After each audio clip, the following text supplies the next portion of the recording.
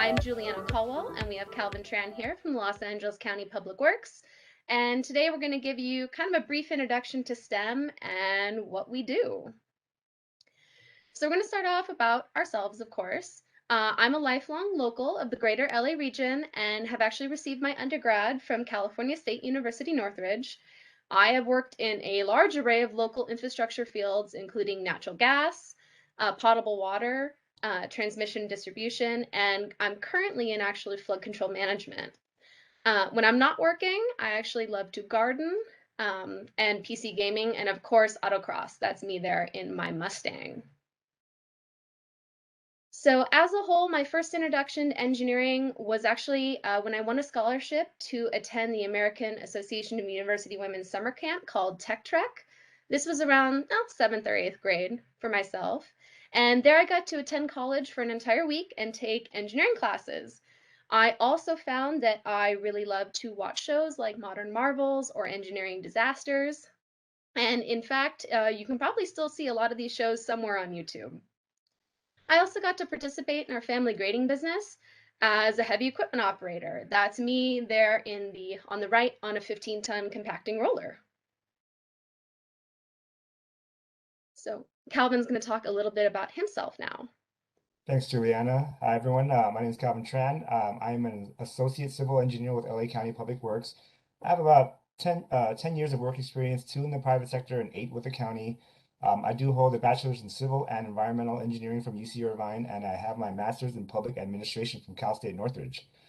Born and raised in Alhambra, California. Fortunately, that's also where our public works headquarters is, so I got to move home and directly impact my community. Some of my interests, like Juliana, I'm very into cars. That's my heavily modified FRS that I do track.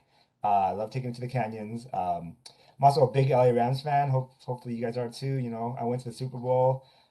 Been to every single game since they've been back to LA. I love my dog. I love hanging out with my dog. He has many costumes, and let's go with a little bit of some signs for my early signs of being an engineer. I grew up loving math, physics, and just how things work and problem solving. Um, I actually didn't know I was going to be an engineer until college. I had no idea what I was doing into college, but we'll get into that a little bit later on. So those are my signs, yeah. So let's move on. We're just going to touch on what STEAM is. I'm sure most of you have heard about it, but STEAM stands for Science, Technology, Engineering, Arts, and Mathematics. Just a brief little overview of LA County Public Works. We do have every aspect of STEAM in our department. We work with geologists, environmentalists, hydraulic specialists, right? We work with every department has an IT team. We have our accountants and analysts to make sure we're all funded properly. And just looking at the design team, we have civil engineers, mechanical, electrical, environmental, land surveyors, and we even work with landscape architects. So let's take a second right now to think about how STEAM and engineer helps develop our world, right? Take a second and think about where you see the world in 10 years. I personally think technology is the way to go. STEAM is going to have a huge role in that. Just look at our smartphones, right? We went from vibrate the old phones weren't smart to smartphones. Right? I remember my first smartphone was an iPhone 3, I think, in college, and looking at it now, my phones can do everything. You know, you guys were probably told you can't use calculators in classes. You will never have a calculator with you everywhere you go. Let's be real now. You probably have a calculator, a level, smart cameras and all this stuff everywhere you go. Juliana, what do you see the future in 10 years? Well, being a civil myself, I tend to think a lot in public infrastructure. So I would really hope to see more of a green city integration to a lot of our plans. Green not only makes us healthier as humans, but it makes our planet healthier. So it would be nice to see that. All right, so we've kind of touched a little bit on some of the different types of engineering there are out there. We electrical, manufacturing, mechanical. But today, Calvin and I are both civils, so we are here to talk to you about civil engineering. You can see civil engineering really at work all around you in LA, from your homes to your roads, bridges, skyscrapers in downtown, our air quality management, even down to your local park. And waste management, like where your trash goes, and water treatment. If you look long enough, you will find examples of civil infrastructure everywhere. LA County is a very unique area with multiple climates, vastly varied natural landscapes. You can, in a single day, you can be snowboarding in the morning and on the beach in the afternoon, and then see the stars in the desert. We have a huge population, but that's also sharing the same space as local wildlife. So, and I've always found that I like working in LA County because it's both challenging, but it can be very, very rewarding. All right, so let's look into a brief history of civil engineering. Um, Civil engineering was started with the first civilizations, right? That's where the term civil engineering came from. Um, we can go as far back as the Great Pyramids of Giza, 2540 BCE, Machu Picchu in 1500 CE. You have wonderful architect structures from the Roman aqueducts or Xochimilco canals. It's amazing where civilizations have learned to engineer these just to improve their lifestyle. Juliana can talk to some more about more modern ones. So some of you may have actually been to LA Union Station. That was built all the way back in 1939 as a whole, but even our older infrastructure needs to be updated for the future. There's going to be a high-speed rail that comes into LA Union Station. That's going to be its terminus. And high-speed rail can travel over 213 miles an hour to get us around. But that's just what's happening now. Then we have the future. So engineers play a big role in our future. And one of these things could be, think about some of the projects you've heard about, like the Hyperloop, right? That's in development now. Well, that is all engineers working to make that happen. So as a whole, we mentioned that we do work for Los Angeles County Public Works. And really kind of what they do is we actually provide the public infrastructure and municipal services to protect and enrich the daily lives of the 10 million people, such as yourselves, that live in Los Angeles County. And it sounds like a pretty big job, and it can be, but we're going to go over kind of a little bit what it means. So there are 6 core service areas in public works. There's water resources, which does flood protection, like drinking water and water treatment. There's environmental services, which works with waste management, environmental protection. Transportation, which can focus on roads or bike paths, signals, street lights, anything that helps you travel around. Then there's, of course, construction management, which is responsible for designing and overseeing the construction of things like schools and hospitals and other large public buildings. Then we have development services, which manages like building codes and processing permits when private entities want to build. But our final core service area, which we're going to talk to you a little bit about today, is emergency management. Emergencies can really be varied, and I'm sure many of you on our video today can think of a fire or an earthquake or a pandemic that you've experienced while living in LA County. So before I jump into the emergency management work that I personally have done, I would like to tell you a little bit of what I do on a normal day. I've had a pretty varied career so far since I graduated from college. Like I said, I've worked in natural gas, I've worked in potable water, and now I'm working in stormwater capture and treatment, along with the goal of increasing our groundwater supply. So currently, for me, that is flood protection for LA County. But this is also the same position where I have been able to be a disaster service worker to provide post-fire advice to LA County residents, which I'll get into. But you may not be aware, but LA is actually pretty prone to flooding just based on our geology and climate.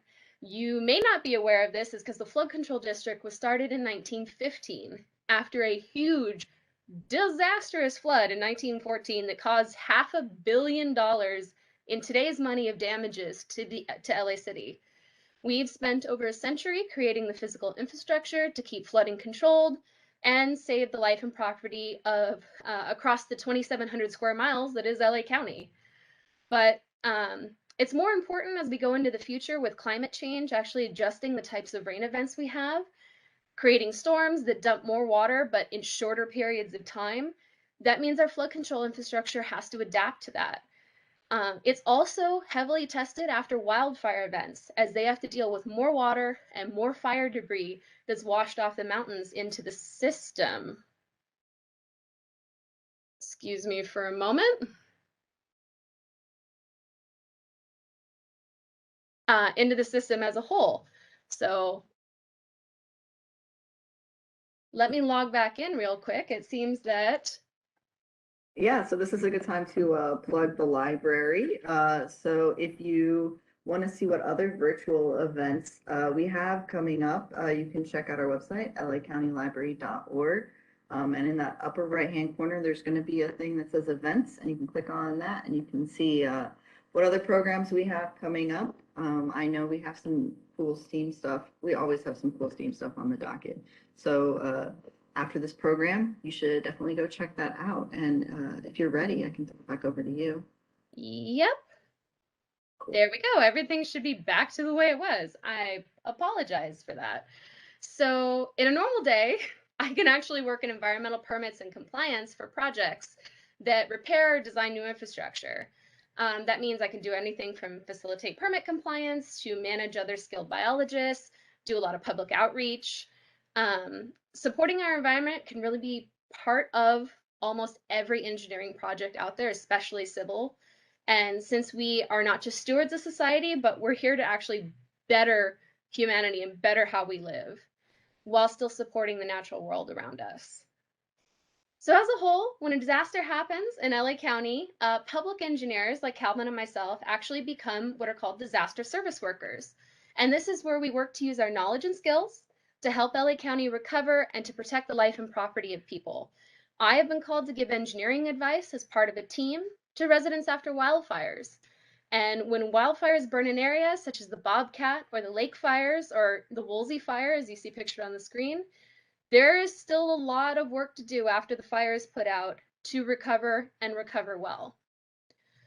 I want to start off with talking about watersheds because these are very important to how we figure out how much mud and debris is going to come off from a mountainside that's been burned once it rains. So our land can actually be divided up into these watersheds, and what defines a watershed is that all the water that falls from rain in an area is going to drain or run off to the same low-lying location, like a river or a lake, ocean, etc.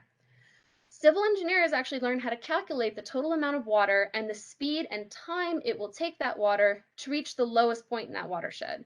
Things like the slope, the intensity of the storm, the overall area of the watershed, and even the type of vegetation that covers the ground all contribute to the total amount of water and the speed of that water that comes from a watershed area.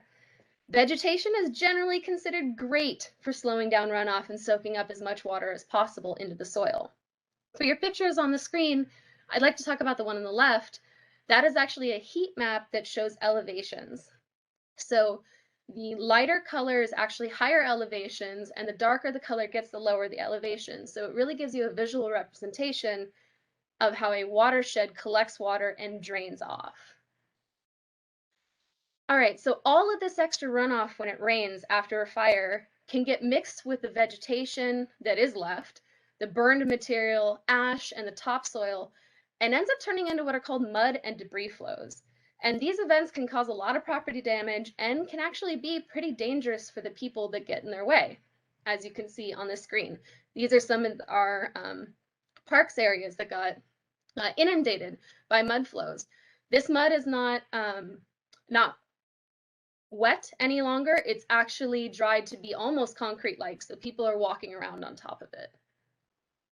The first step that we take in our organization just days after a fire, or sometimes even while it's still actually burning, is to identify what areas have actually burned. This information can be gathered from various sources like the fire department, satellite imagery, and even in-person reconnaissance. This fire boundary is then laid out over watersheds, so we can calculate how much of the area has burned in the watershed.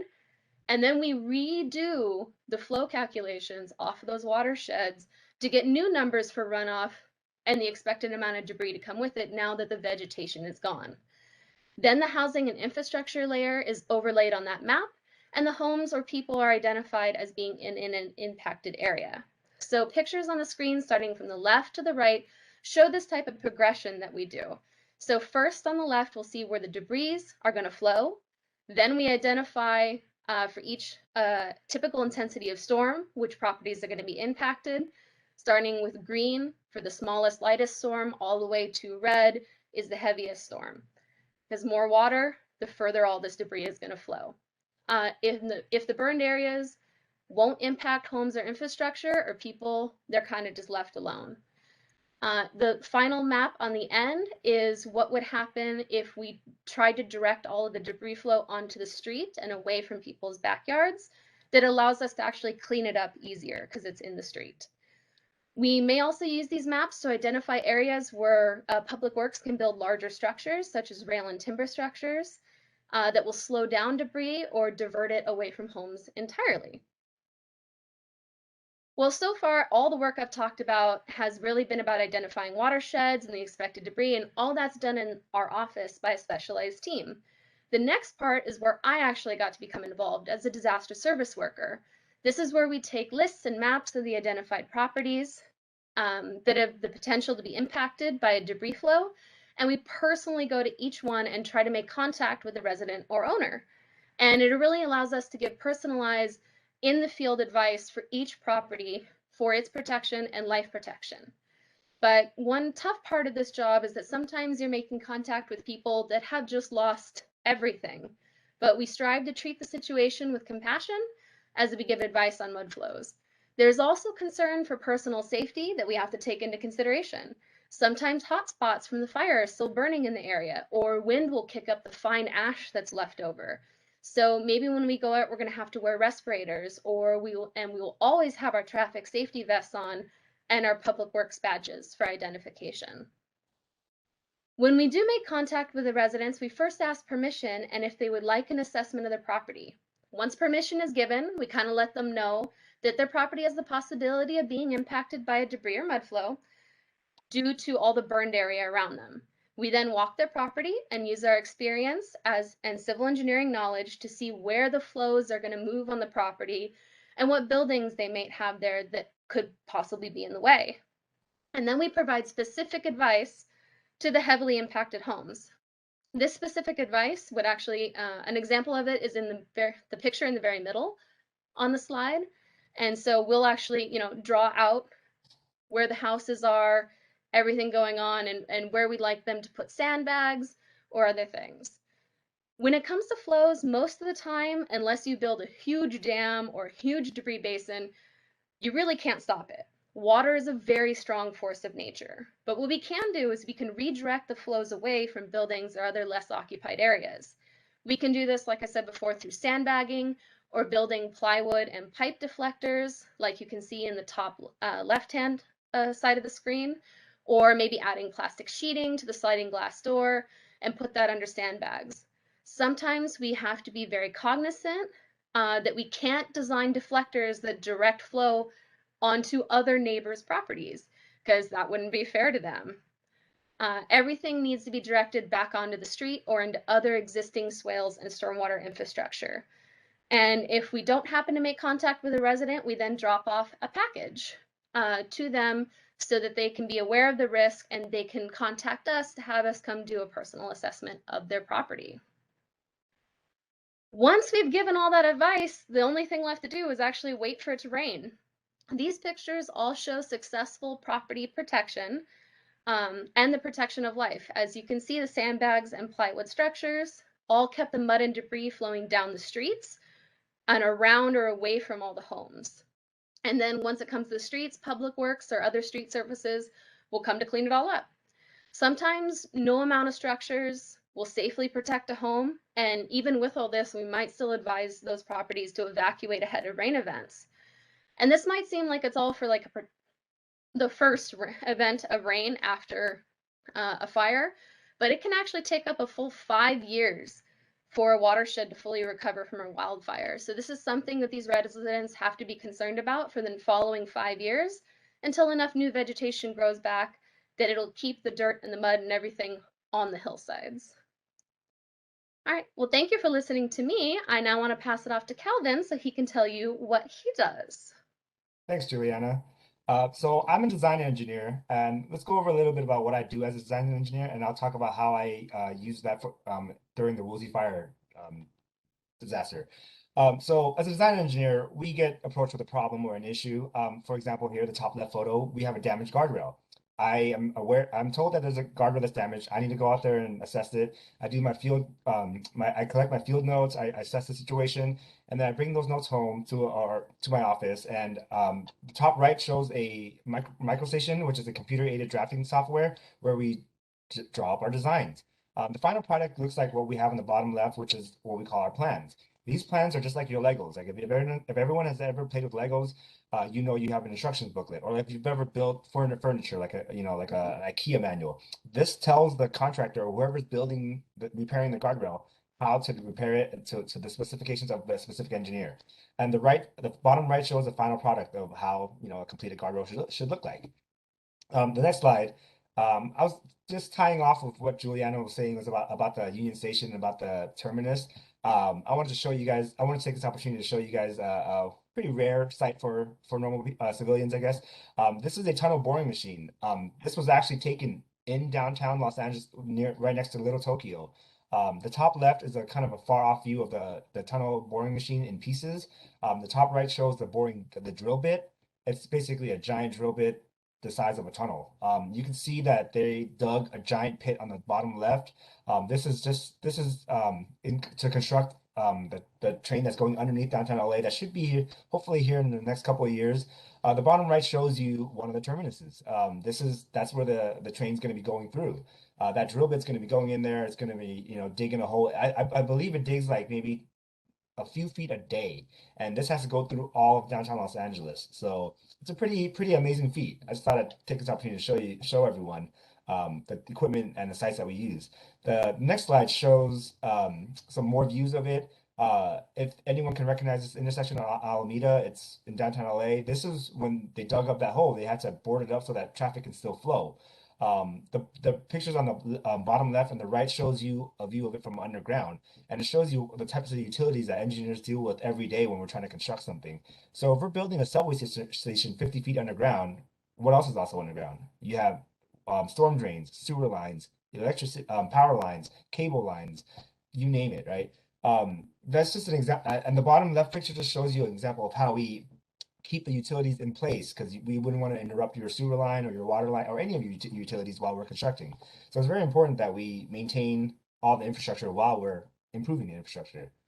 So that being said, let's look at how I used my design experience on the Woolsey fire.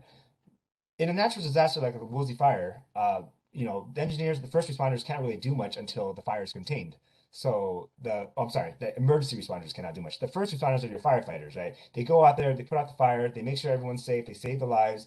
Once the fire is contained, the emergency responders, like a DSW worker like myself or Juliana, or our maintenance crew, will go out there and assess the damage. We can't really repair it without knowing what to repair. So we have a software, which is this page right here shows you a breakdown of every asset we owned in the Woolsey burn area. As you can see, we have over 2,000 assets alone in that area. These assets can range from trees, guardrails, roads, bridges, tunnels, or storm drains, you name it, all that infrastructure there.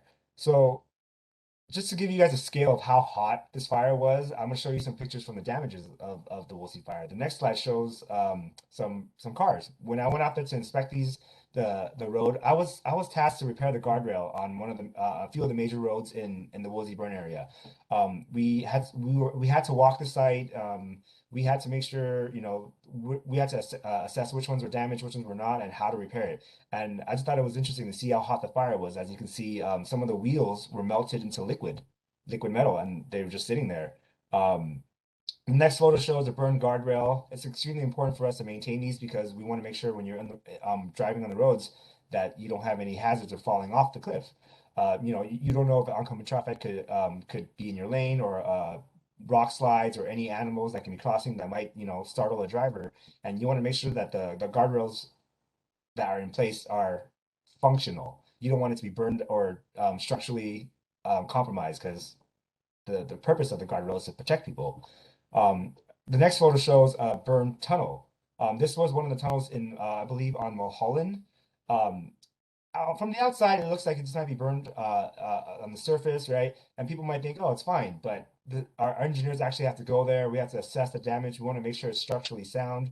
There could be a steel structure inside that's holding up the tunnel. And if the fire melted that, you wouldn't want it to be compromised. It's extremely dangerous because if, a lot of motorcycles drive through here, a lot of big trucks drive through here, and they have loud exhausts. The last thing you want is an exhaust shaking the foundation or the structure and it collapsing on you while you're using it. The next photo shows a very popular bridge on Mulholland Highway right around the Rock Store. If anyone's ever cruised through Mulholland, if anyone rides motorcycles, um, the Rock Store is a very famous stop for motorcyclists. This bridge was out of commission after the Woolsey fire. You can see how hot it was. It burned the support system. Um, Unfortunately, I don't have the photos here, but if you look to the left and right of the bridge, you can actually see that the river here was full of debris, like Julianna was talking about. With the debris in there, it might cause flooding issues. So our maintenance crew went out there. We had to clean out the river. We repaired the bridge, and to the right is the process. Is one snap of the photo of the repair process. Actually, forgot to mention that Juliana mentioned that we were disaster service workers with the county. There are also different levels of disaster service workers we can work on in terms of different levels. So, you have your local fire department, they're the local, like the city. The county is a disaster service worker. And if you want to go with the state, you can apply for what we call a safety assessment program. That's a SAP evaluator. So let's just say if there's a fire in NorCal and San Francisco, the county of San Francisco cannot handle it, they might reach out to SAP evaluators throughout the county. I myself am a certified SAP evaluator for the state of California. So if they need more help, they can request that. And there's also a federal team. I believe it's called the Urban Search and Rescue Team. This is ran by FEMA. So on a federal level, if there was a major earthquake that split California in half and LA County cannot handle it, we might reach out to the USAR team. And that USAR team consists of firefighters, policemen, doctors, and engineers. So that's a brief discussion on what my personal experience with the Woolsey fire was. I guess we'll hand it back to Juliana. All right, well, thank you, Calvin. It's pretty crazy to see steel being melted. All right, so I'm going to just go through some of the generals of engineering. We're going to start with the perks of being an engineer. You kind of see the salaries on the screen, but my pride and joy is the fact that in 2022, civil engineering finally made it to be the top best engineering job in the United States. So I may be biased, but I'm happy with that. Uh, to become an engineer, there's kind of many paths to do so. Um, as a whole, you start in high school, everybody ends up there. You are going to then go to a university. You'll either go to a community college first or go straight to a 4-year. There is really no difference in the end because your degree is still going to be your university degree. Once you're in university, you're either going to want to do an internship or research and at least take your engineering training, otherwise known as the Fundamentals of Engineering exam. And that's kind of just an exam that proves that you actually learned something while you were studying in university. Then you're going to get into your career. And when you're in your career, you're going to want to take, after you have enough time, you're going to want to take your professional engineering licensure. This is the same idea of the bar exam for lawyers or your doctor being licensed. Engineers are licensed because we have the possibility of greatly affecting people's lives. All So when you right. pursue, now that Oh, we talked about what an engineer does, kind of let's talk about how to become one, right? That all starts with your high school classes. It's important to take as many math and science classes as you can. Not all of them are necessary to get into college. Kind of figure out what college you want to look at and then check out their requirements for entry. But I'd also like to share that everybody thinks you need to be really good at math to be an engineer. Math was not easy for me going through school. There was a lot of tears shed over homework, even in high school and definitely in college. But it just needs, for me, I really wanted to be an engineer. I had set that goal up for myself, so I just worked harder. I spent more time on it, and I pushed through. But I just want to say, you don't have to be perfect. yeah, I personally did not do well in chemistry. I remember sweating in my chemistry finals, thinking, how am I going to pass this? I'm never going to be an engineer. And I don't know how I did it, but I did it. I'm here today. So let's talk about this slide right here. Just like the licensure, right? You want to make sure those engineers are licensed. You want to make sure those degrees are valid. you want to make sure those degrees are accredited and recognized. So this is a list of California ABET civil engineering schools. These are basically schools that have a recognized civil engineering program throughout the state or the country. You guys all might recognize some of these private schools like USC or Cal States or UCs in California. Pretty straightforward. You just don't want to, you want to make sure that the school you're going to, is a reputable school. The next slide, we'll talk about externships, and research. I was fortunate enough throughout my college career to have experienced all three of these. Let's go with internships first. I'm sure everyone's very familiar with them. They're usually paid. Sometimes they come in the form of course credit. You're typically working for a company. You get hands-on experience. It's almost like working in the real world, but on a slower, less time commitment schedule. Um, Never too early to start. Some people get it in high school if you know what you're doing, but it's actually kind of hard to get it in high school just because it might conflict with your school. In college, your schedule's a little more flexible, so it allows a little more flexibility in your work schedule. Externships, the best way to put this is it's almost like a shadow day or a career day, but instead of following your parents, you're following a professional. I was fortunate enough to have my externship with the Orange County Sanitation District. I basically shadowed one of the engineers there. I sat in on their meetings. I toured their treatment plant. I was able to test or see their machinery in action. It's usually a day or two. Mine was about 2 days, and it's nice because you get to be one-on-one with the professional. You can ask them all the questions. You can actually see what their day-to-day is like before, ever actually committing to something like that. Research is really cool. Uh, it's usually unpaid, but sometimes it could be paid. It typically counts for course credit. Usually PhD or master's students do it in a research university. The great thing about researching is that you get to fully utilize your education. I remember taking calculus and physics and wondering, why am I deriving this? Why am I integrating this? Or why am I learning this formula? In research, when you're doing research, you get to utilize those, random math formulas or science formulas that you learned, and you get to discover new technology and you get published for it. An example of discovering new technology would be like concrete. Back in the day, 10, 20 years ago, concrete would typically take 30 years to cure. And if you're working on, and if the freeway broke down and we had to, re-pour the concrete, it would suck if your freeway was shut down for 30 days. That means you have to completely change your commute for a whole month. Research, students would come up with new technology or new curing processes for concrete. They'll come up with new formulas and they'll find that, and now that we have concrete that cures in, a few hours. So we went from closing your freeway from 30 days to closing your freeway overnight and it's done. So that's the beauty of research. So let's move on to talk about some of my college experience. Julianna can go next, but I was heavily involved with my professional organizations. Any career path you choose in college should have a professional organization. Civil engineers were called American Society of Civil Engineers. For environmental engineers, we had the American Academy of Environmental Engineers. I was also Greek affiliated. I was in Pi Kappa Alpha. I interned with VA Consulting. It was a small private engineering firm that was bought out by a bigger engineering firm after I left. And like I said, my externships were with Orange County Sanitation District, and my research was and my alma mater at UC Irvine.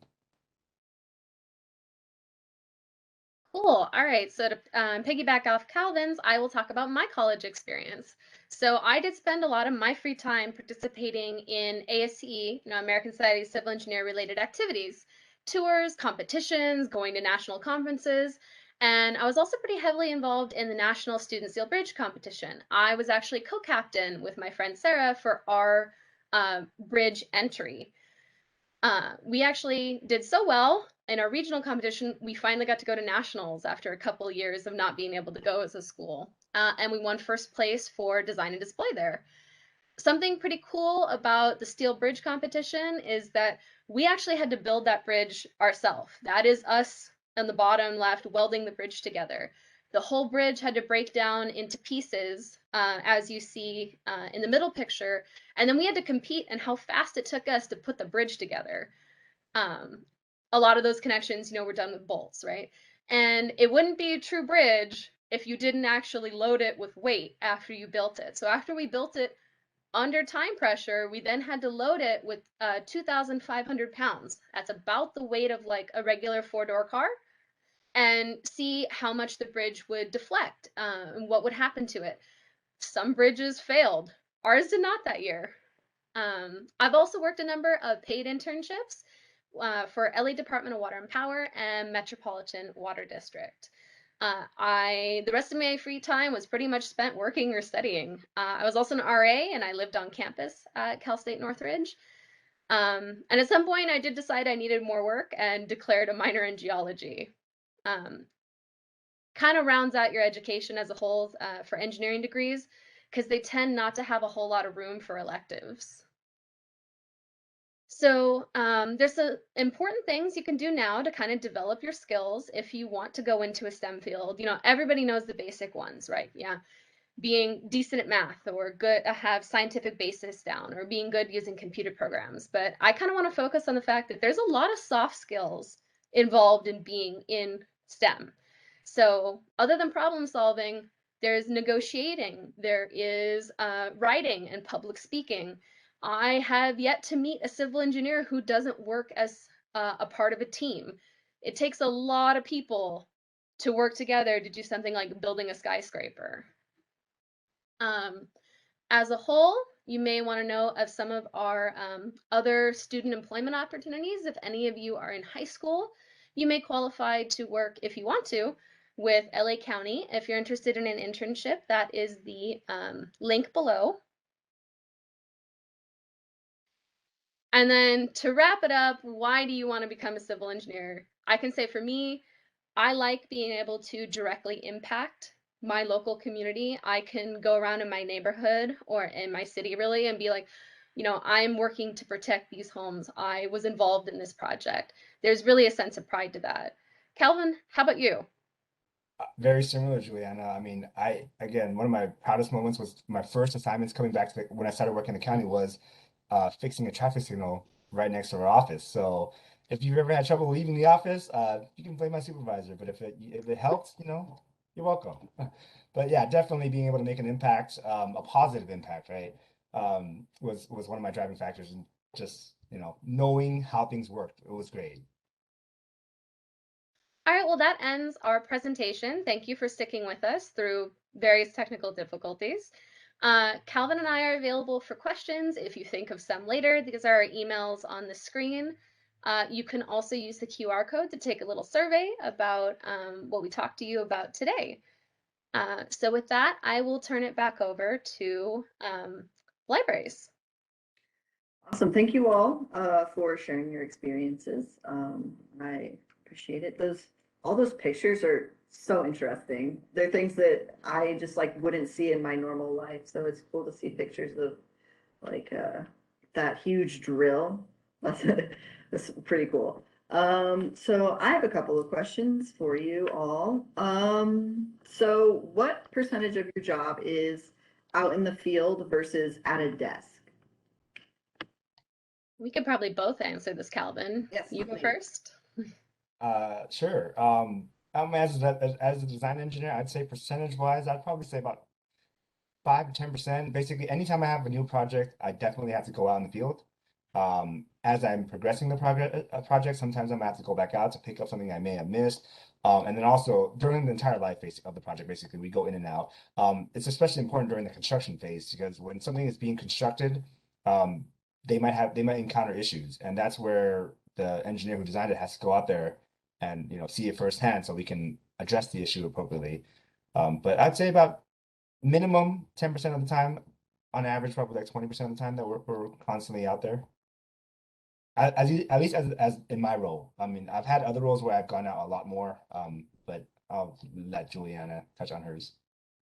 Yeah, it's varied quite a bit throughout my career as a whole. In my previous jobs, I actually one time spent 6 months living out of a hotel room at a project site. So, I mean, that would be 100% in the field.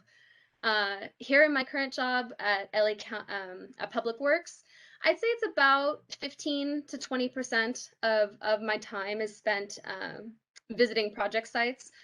Um, Mine is mostly environmental work at the moment, so a lot of that is actually permits and dealing with other regulatory agencies. So I am spending much more time in the office now than I would have in previous positions. So it kind of varies.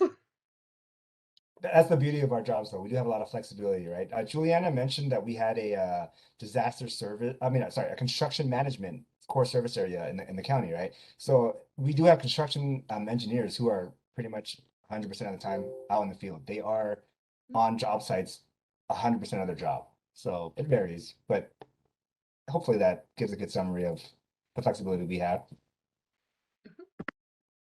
Yeah, thank you. Um, so what do you think is the most used soft skill and the most used hard skill? That I is can a go good first with that one, question. Calvin. I'm sorry, Juliana. I said I can go first with that one. Take it, take it. The most used soft skill is going to be teamwork. The most used hard skill is actually going to be writing. They did not tell me in college how much of my time as an engineer would be spent communicating with others. So yeah, that's a huge part of the job.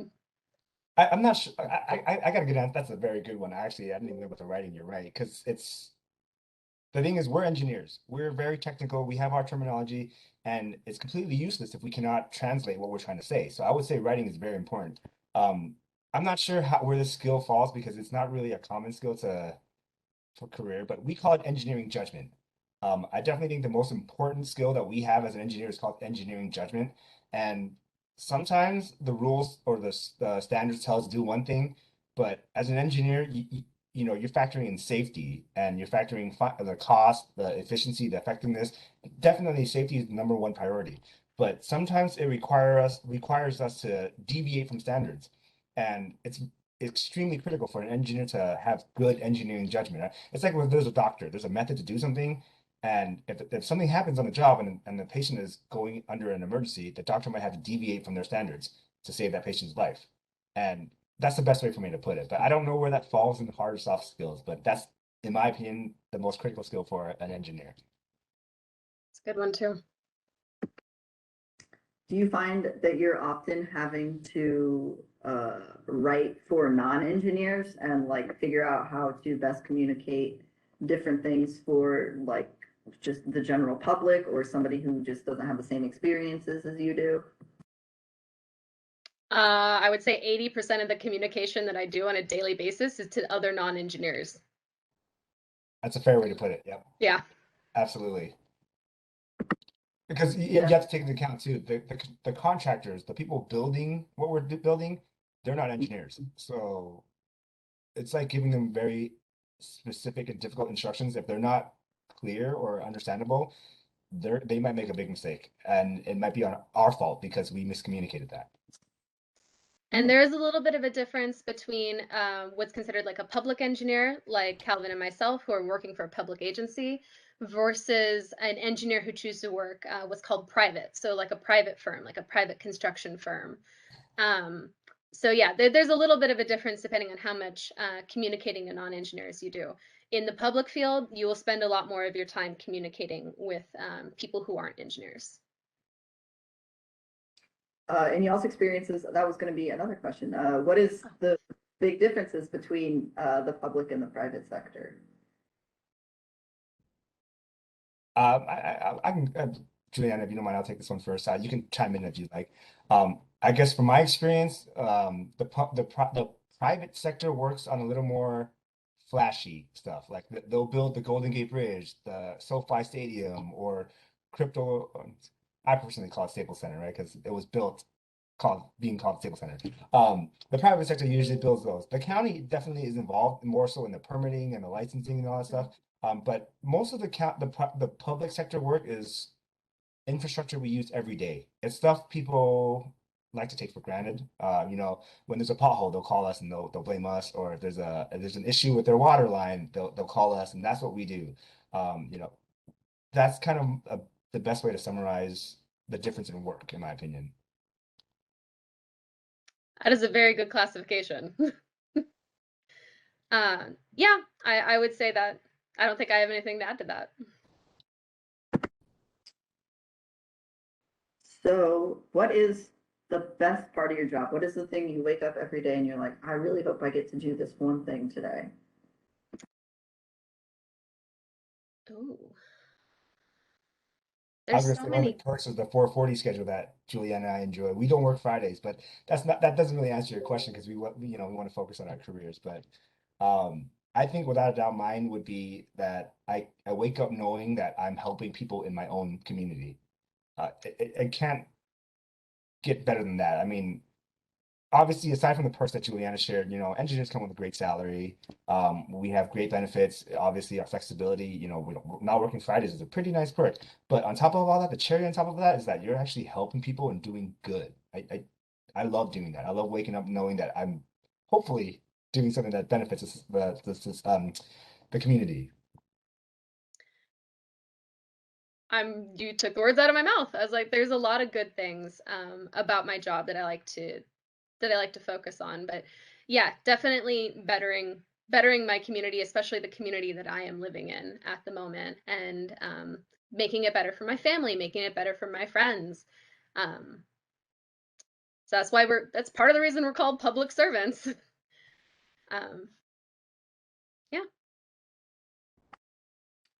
I think Okay, staff meetings are what I like to avoid the most, though, if I'm being honest. that's fair. So someone said, is it easy to switch from different types of engineering careers? Um, if you start out with like as one type of engineer, but you realize you're interested in something else. I would actually say it's easy to switch when you're still in college. Up until your third year in college, most engineering degrees have kind of like the same basic core. Everyone's taking the same physics, everyone's taking the same calculus, everyone's taking, you know, generally the same electives. Your writing electives, your public speaking electives, stuff like that.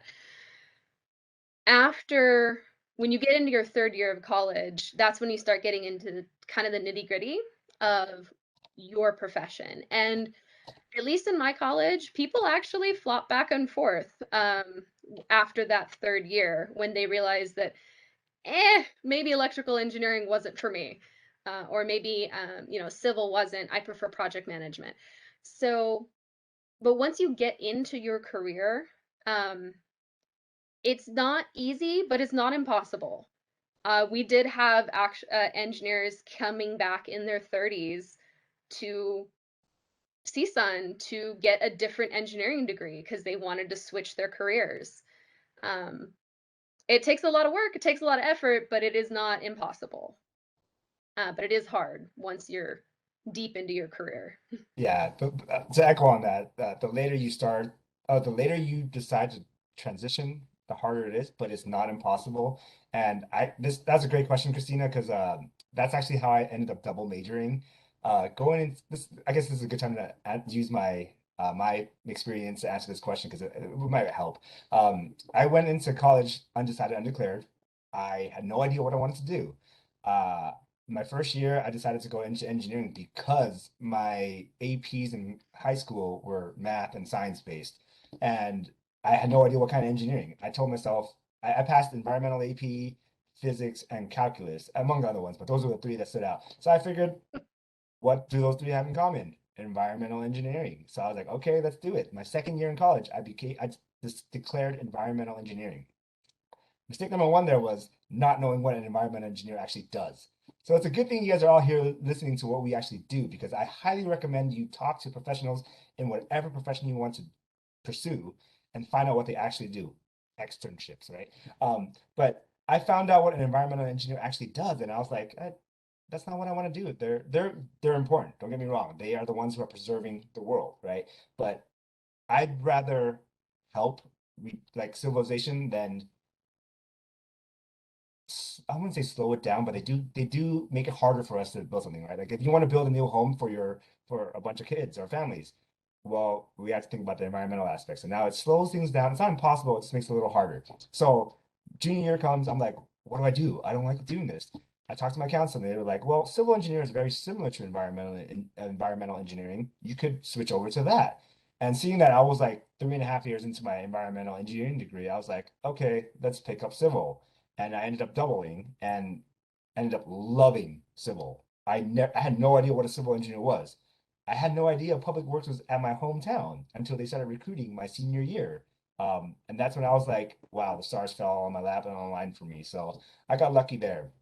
And to echo on that story, there were only a handful of environmental engineers in my graduating class and maybe like 150 civils. There was literally like 4 or 5 environmental engineers, and 3 of them ended up working with the county. And to answer Christina's question, it's not impossible because that classmate who is an environmental engineer, he holds an environmental engineer in his bachelor's, but he got a civil engineering job at the county, one of the last few to get it. They changed the requirements afterwards.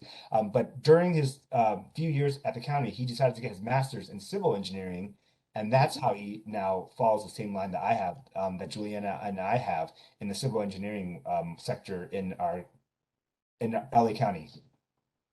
Hopefully that helped paint the picture for you, Christina. Great question.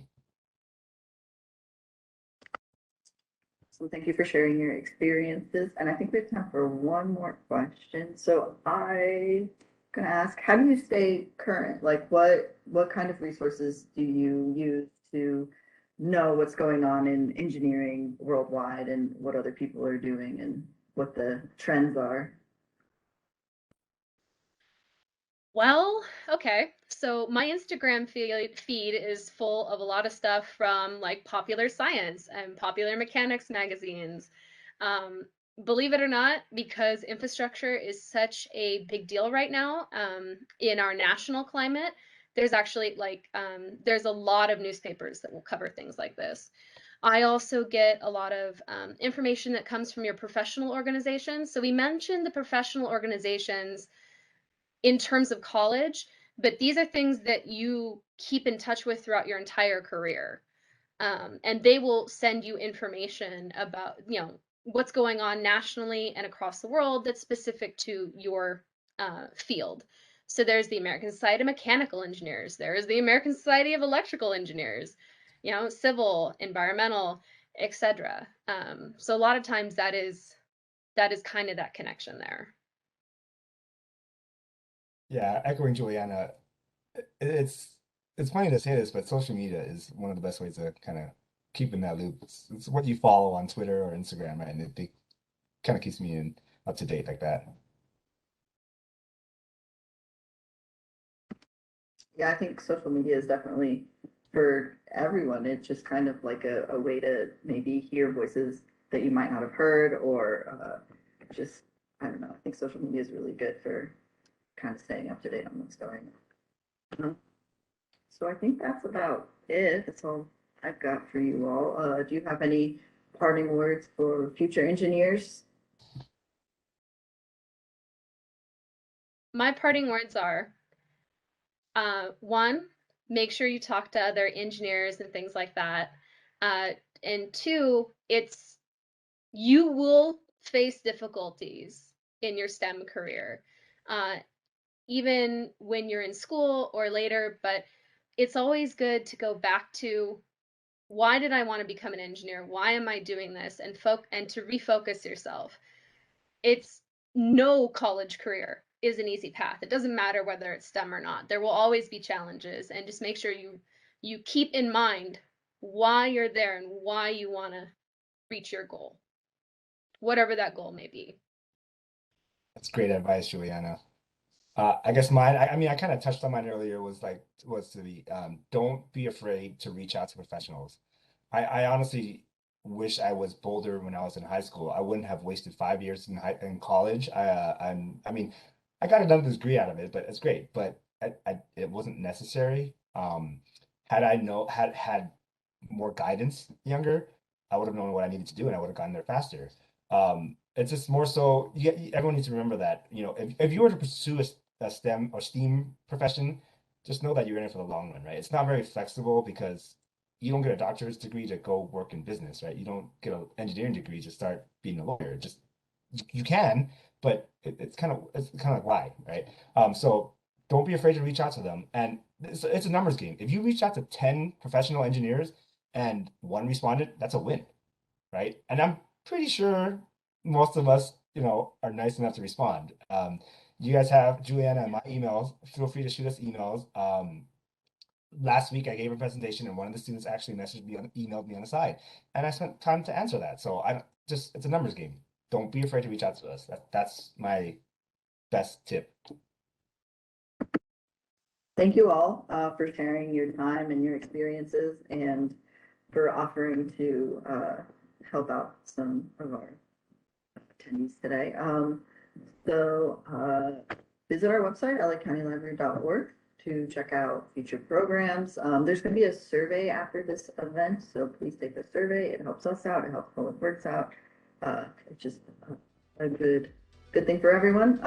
Again, thank you for joining us, and I hope to see you at future events. Thank you, everyone. Thank you very much for your time.